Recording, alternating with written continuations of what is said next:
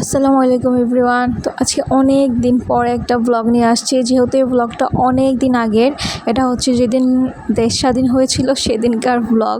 তো আমি অনেক বেশি অসুস্থ ছিলাম, তো এতদিন যার কারণে ব্লগ আপলোড করতে পারিনি। আর যেহেতু দেশে একদিন অনেক বেশি সমস্যা চলতেছিল, নেট অফ ছিল, এই জন্য ভিডিও আপলোড করতে পারিনি। তো এটা ছিল আমার হয়তো সম্ভবত 34 বা 35 সপ্তাহের ভিডিও। তো ওই দিন আমার আবার মনে করেন অনেক বেশি নিঃশ্বাস নিতে শ্বাসকষ্ট হচ্ছিল। আমার ঠান্ডা নেই, তাও শ্বাসকষ্ট। প্রেগনেন্সিতে এরকম হয়। তো যার কারণে আমি হসপিটালে যাইনি, কারণ ওদিন হসপিটালও অফ ছিল, যেহেতু লং মার্চ চলতেছিল আর বাইরে অনেক গ্যাঞ্জাম ছিল। তো বাড়ির পাশে যে ফার্মেসি ছিল ওখানে গ্যাস দিতে গেছিলাম। তো গ্যাস দেওয়ার পরে আমার অনেক বেশি রিল্যাক্স লাগতেছিল, আলহামদুলিল্লাহ। তারপরে চলে আসলাম হচ্ছে জুস খাওয়ার জন্য। আর ওই দিন অনেক বেশি গরম ছিল আর বাহিরের অবস্থাও তো এরকম ভালো ছিল না, সব দিকে হচ্ছে অনেক হরতাল হচ্ছিল।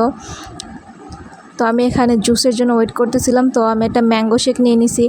তো এটা ছিল পুরো একটা পিওর আম দিয়ে আর দুধ দিয়ে বানিয়ে দিছে।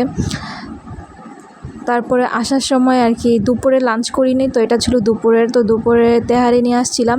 আর যেদিন আমি অসুস্থ থাকি ওই দিন আমি কোনো রান্নাবান্না করি না ঘরে, আমি সম্পূর্ণ বাহির থেকে এনে খাই, কারণ আগে আমার শরীর, তারপরে সব কিছু।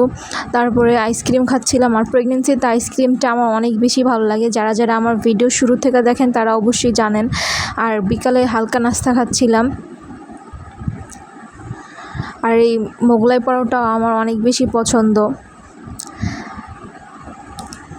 তারপরে রাতে আমার হাজব্যান্ড আমার জন্য মিষ্টি, তারপরে হচ্ছে চিপস, জুস এগুলো নিয়ে আসছিলো, যেহেতু রাতে আমি উঠে উঠে খাই,